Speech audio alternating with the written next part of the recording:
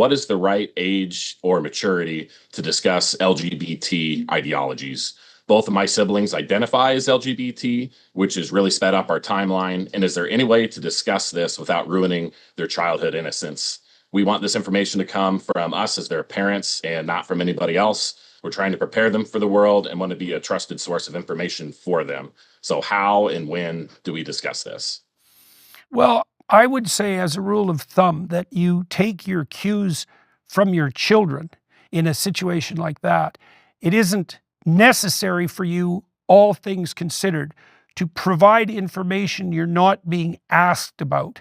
Now, if you observe your children carefully, an example might be that when children are ready to be toilet trained, they'll show an interest in such things that's somewhat subtle and will disappear if you ignore it, but that's a good time, that's a time to strike when the iron is hot. Your children will bring, if you set up a regular habit of communicating with them, and the dinner table is a very good time to do that because that's a regular meeting time, or perhaps before bed, that's sometimes a time when one parent or the other or both can spend some intense communicative time with your kids.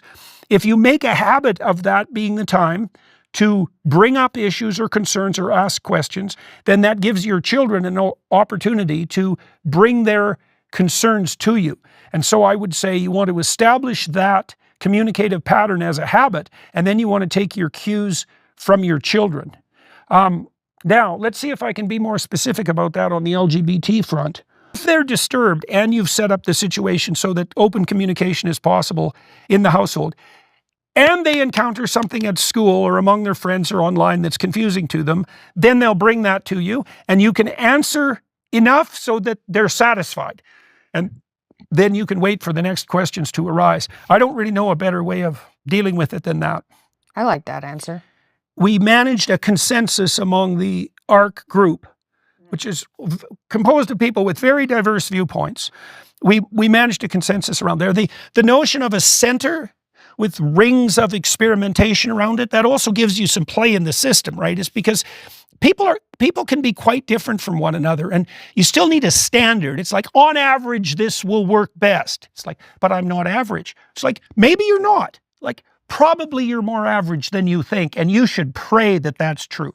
Because if you really are different, like different, one definition of different is special. Another definition of different is miserable and doomed. Yeah. Right? And those can go together. And maybe you are special and you have to walk your own path. But boy,